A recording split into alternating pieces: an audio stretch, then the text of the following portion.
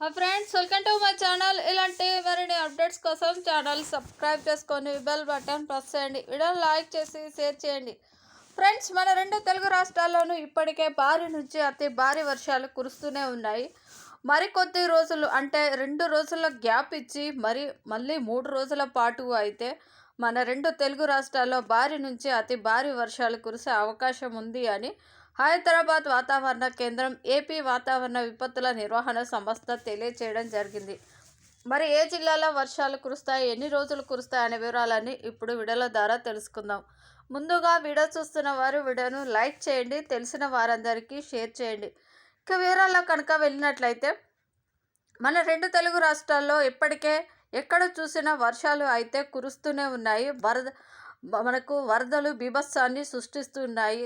ప్రాణ నష్టం కూడా చాలా జరుగుతూనే ఉంది.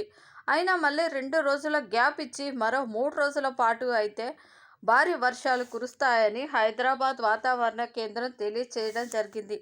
ఇక కొన్ని రోజుల విరామం తర్వాత పలు జిల్లాల్లో మోస్తరు నుంచి భారీ వర్షాలు కురుస్తున్నాయని, ముఖ్యంగా మహబూబాబాద్, నల్గొండ, సూర్యాపేట, ఖమ్మం, వరంగల్, భద్రాద్రి కొత్తగూడెం జిల్లాల్లో వానలు పడుతున్నాయి.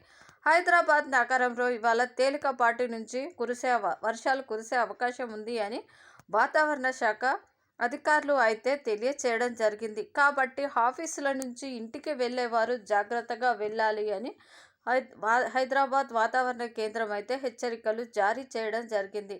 ఇక అటు ఆంధ్రప్రదేశ్లో చూసుకుంటే తూర్పుగోదావరి, కృష్ణా, పల్నాడు జిల్లాలో వానలు పడుతున్నాయి.